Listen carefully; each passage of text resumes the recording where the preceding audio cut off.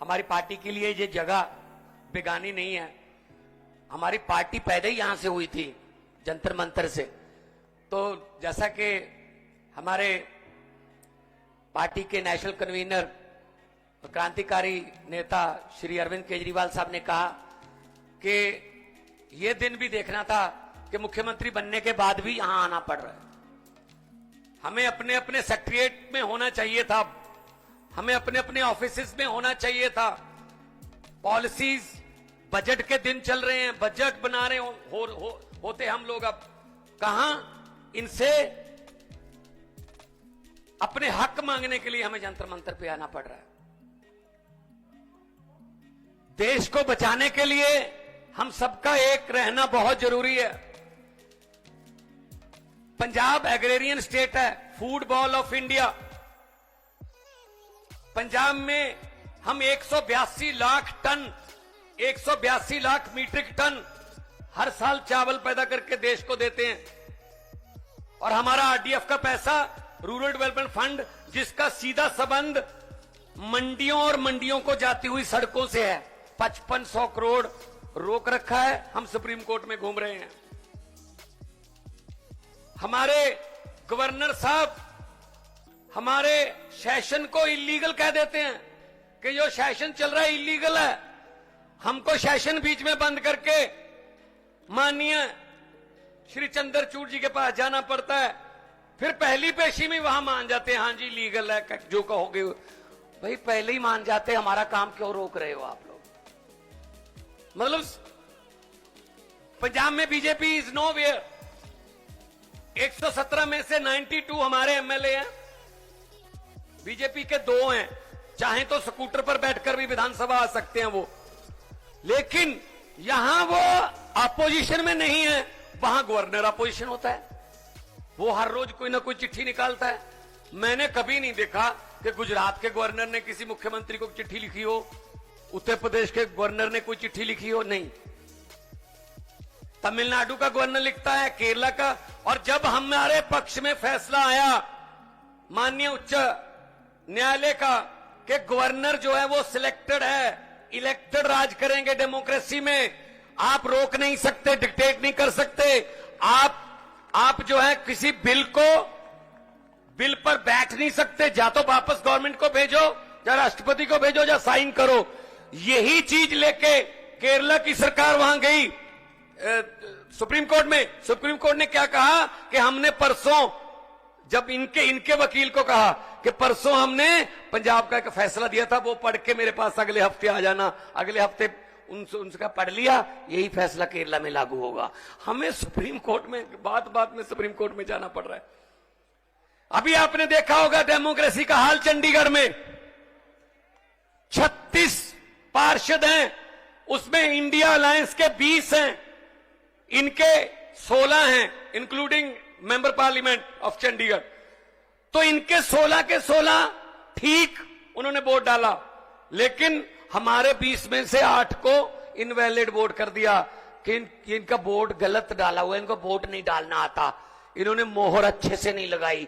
अरे भाई वो पहली बार मोहर नहीं लगा रहे थे, हर साल चुनाव होता है, चौथी पांचवी बार लगा रहे थे। लेकिन जब वीडियो साहब फिर सुप्रीम कोर्ट जाना पड़ा। जब सुप्रीम कोर्ट ने देखा, सबने देखा कैसे वोटों की गिनती हो रही थी, ऐसे वो प्रिजाइडिंग अफसर, ये किधर रखो, बीजेपी वालों के काम है, इधर रख देता हूं, फिर ये वाली, चलो ये वाली भी इधर ही रख देता हूं, थोड़ा इनको बढ़ाना। ऐसे आप मीडिया खड़ा है, ये बात ध्यान से सुन लेना और टेलीकास्ट कर देना अगर आपके मालिक माने तो। 36 वोट गिनने में 8 वोट कैंसिल कर दिए। ऑलमोस्ट 25% वोटों का घोटाला हो गया। मात्र 36 वोट गिनने में 25% वोटों का घोटाला कर गए। अभी मई जून में 90 करोड़ वोट गिनने हैं। चिंता इस बात की है, उसमें क्या करेंगे ये? 36 वोट नहीं गिन रहे। एक 10 बाई 10 किलोमीटर का शहर है चंडीगढ़, वो हार नहीं सकते, बर्दाश्त नहीं होती हार। लेकिन पूरे देश में क्या होगा, चिंता इस बात की है। तो पंजाब अपने हक मांग रहा है, किसानों को एमएसपी का वादा करके। जब किसान आए यहां पर, पूरी दुनिया में उसकी चर्चा हुई, बड़ा आंदोलन था, पूरे देश से किसान आए, तो क्या कहा, एक दिन अचानक से प्रकट होके 1 साल बैठे रहे, 750 किसान उनकी मौत हो गई, और एक दिन अचानक से साल बाद प्रकट होके साहब बोल रहे हैं मेरी तपस्या में कोई कमी रह गई होगी, मैं ये कानून वापस लेता हूं। जी 2-2.5 साल हो गए, अब तो तपस्या पूरी हो गई, अब तो वो बातें मान लो जो कहने आए थे, वो फिर दोबारा आने के बारे में सोच रहे हैं किसान। किसी को भी ये ऐसे निकाल के फेंक दो, किसी के भी फंड रोक दो, और कुछ फंड ऐसे हैं जिसमें कहते हैं मोदी की फोटो लगाओ तो हम देंगे। मैंने कहा यार ये क्या मतलब क्या है, ये मजाक है, फोटो लगाओ। मैंने कहा कितनी देर लगेगी फोटो, अगर मई में बदल गई तो फोटो किसकी लगाओगे फिर। और देखो ये कितना नफरत करते हैं।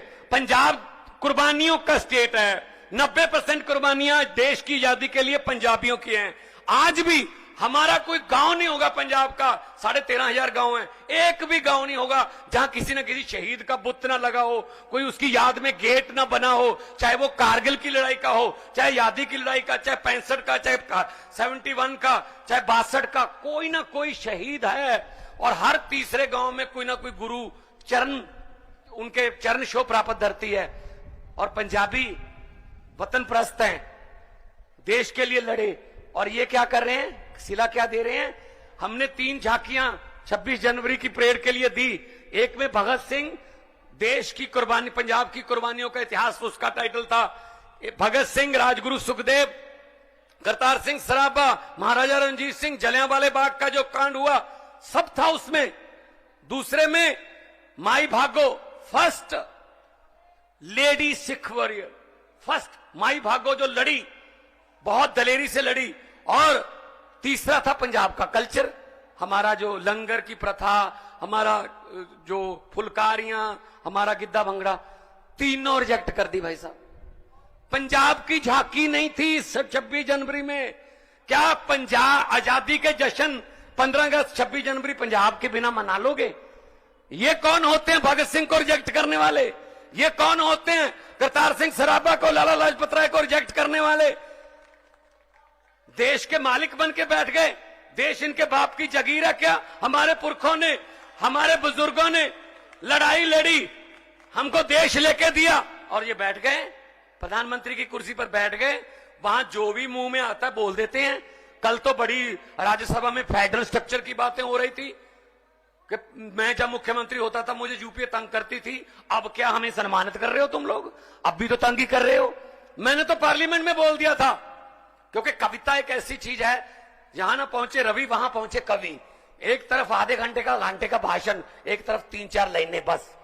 मैंने बोल दिया था, मेरे सामने बैठे थे पार्लियामेंट में, जब डी राजा जी, मेरे और बहुत से साथी बैठे हैं जो पार्लियामेंट में अभी भी हैं, तो मैंने बोल दिया, मैंने कहा 15 लाख की रकम लिखता हूं तो कलम रुक जाती है। हर बात पे जुमला चल रहा है ना। 15 लाख की रकम लिखता हूं तो कलम रुक जाती है। काले धन के बारे में सोचता हूं तो स्याही सूख जाती है। मोदी जी हर बात ही जुमला निकली। अब तो यह भी शक है क्या चाय बनानी आती है?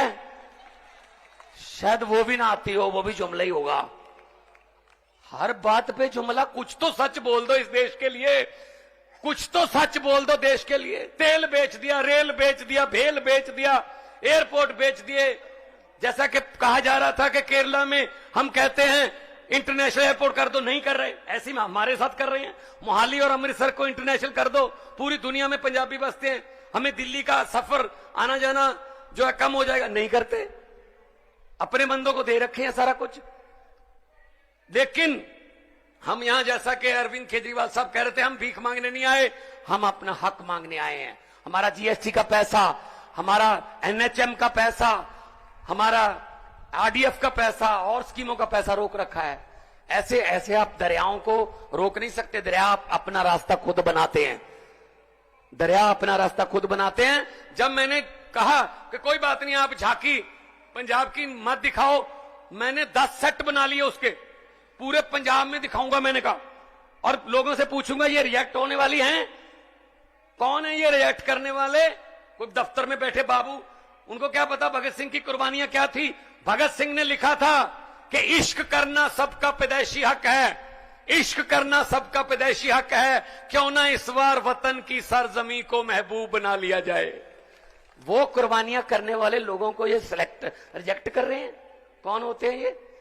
तो जब मैंने कहा कि 26 जनवरी ना दिखाओ, मैं तो पंजाब में दिखाऊंगा, तब से मेरे पास लेटर आ रहे हैं, सर अगली 15 अगस्त, अगली 26 जनवरी, फिर 15 अगस्त, फिर 26 जनवरी, 3 साल की गारंटी लेते हैं कि पंजाब की झांकी इसमें होगी।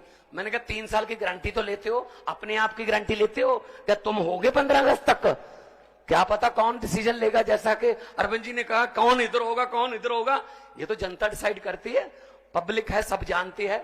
तो मैं ज्यादा समय नहीं लूंगा, बहुत सीनियर लोग बैठे हैं, बहुत बातें होनी है, मैं तो छोटा हूं, लेकिन हां देश का प्यार दिल में है। और यही कहूंगा, ये अभी जो कर रहे हैं देश में नफरत की राजनीति कर रहे हैं, हम तो स्कूलों की, अस्पतालों की, बिजली की, इंफ्रास्ट्रक्चर की राजनीति करते हैं। मैं तो यही कहूंगा कि लंबे सफर को मीलों में मत बांटिए।